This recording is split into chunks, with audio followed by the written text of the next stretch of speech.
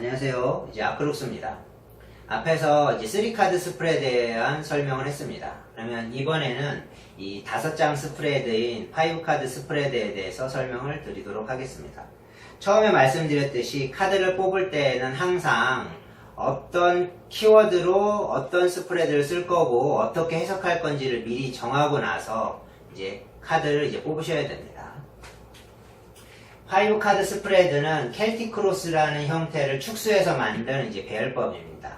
그래서 시간의 흐름, 한 장은 과거 카드가 되고 4번, 2번, 5번은 현재라는 카드가 되고 3번 카드는 미래 카드가 되어서 과거부터 현재까지 그리고 미래의 모습을 한눈에 볼 수 있는 게 이제 5장 스프레드입니다. 그래서 3카드보다는 더 현재 상태에 대해서 여러 개의 카드가 나오기 때문에 현재 상태를 또 자세히 살펴볼 수 있는 카드가 이 5장 스프레드라고 이제 생각을 하시면 되고요. 첫 번째는 과거. 과거라는 카드는 이 질문에 대해서 원인을 제공했다거나 아니면 현재 이렇게 가는 데에 있어서 중요한 과거를 의미를 한다라는 거고요. 두 번째는 현재 상태를 의미를 합니다. 현재 상태는 질문자의 현재 모습을 보여주는 카드고 3번은 가능성의 미래, 이렇게 갈 때 어떻게 될 것인지, 이렇게 했을 때 잘 될 것인지 이런 걸 보여주는 게 이제 3번 카드고요. 4번 카드는 잠재적인 영향력이라고 해서 이 질문자의 속마음, 질문자의 어떤 원인이라던가 질문자가 가지고 있는 마음을 보여주는 카드고 5번은 외부적인 영향력이라고 해서 현재 외부로 드러나는 어떤 문제라던가 그리고 타인이 나를 바라볼 때의 모습 등을 이제 볼 수 있는 형태다라고 생각을 하시면 되고요.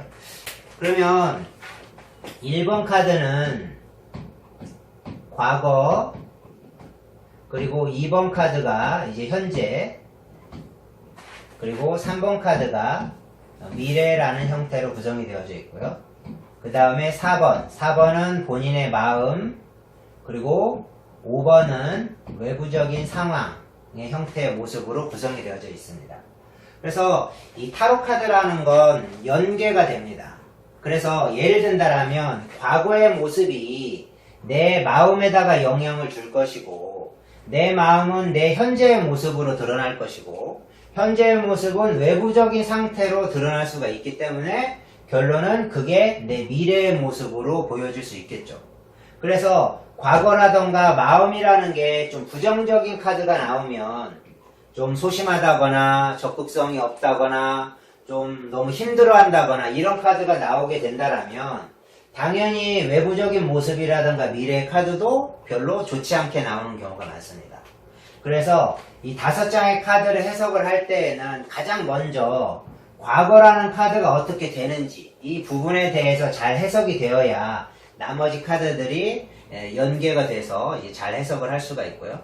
여기에서 이제 좀 주의해야 될 부분은 타인이 바라보는 모습은 내 마음이 보여지는 게 아니라 내 외부적인 모습이 비춰지는 거기 때문에 어떻게 보면 4번은 자신의 속마음이라면 5번은 밖으로 드러나는 모습이 될 수 있어서 똑같은 카드가 나오더라도 그 카드가 4번에 위치를 하는지 5번에 위치를 하는지에 따라서 해석은 달라질 수 있습니다. 예를 든다라면 4번이 여사제라는 카드가 나왔다. 이런 경우와 그래서 5번은 여황제로 나온 경우와 예를 들어서 4번 카드가 여황제로 나오고 5번이 여사제로 나온 경우를 예를 들어 본다라면 어떤 사람이 이 사람하고 잘 될 수 있을까요? 라는 질문에 마음이 여사제로 나왔다라면 이 사람은 뭔가 새로운 거를 도전하기보다는 좀 더 소극적이고 내성적이고 이런 모습으로 그런 마음을 가지고 있는 거고 근데 겉으로 보여지는 모습은 여황제의 모습이기 때문에 좀 되게 다정다감하고 상냥한 모습으로 비춰질 가능성도 있습니다. 하지만 반대로 4번 카드가 여황제로 나오면 마음은 누군가하고 서로 교류하고 소통하고 즐겁게 가려고 하는 모습이지만 5번의 모습이 여사제로 비춰지면 다른 사람들한테 보여질 때 좀 까칠한 모습으로 비춰질 수가 있고 그러면 똑같은 상황이어도 어떤 연애의 가능성이라든가 이런 부분이 더 좋아지는 거는 4번 카드가 여사제로 나오고 5번이 여황제로 나왔을 때 좀 더 가능성이 있다고 볼 수 있습니다. 이렇게 타로 카드는 78장이라는 카드로 되어져 있지만 그게 어느 자리에 나오느냐에 따라서 해석이 다양해지는 게 이제 스프레드의 사용 방식입니다. 그래서 타로 카드 78장에 대한 키워드라던가 그 카드들의 의미에 대해서도 공부를 하는 것도 중요하지만 그 카드가 어디에 나왔을 때 어떤 의미로 사용이 되는지 이 부분에 대해서도 스프레드를 연습을 하셔야만 타로 상담을 하는 데 있어서 좀 더 이제 해석을 잘 할 수 있는 방법이 될 수 있습니다. 이상입니다.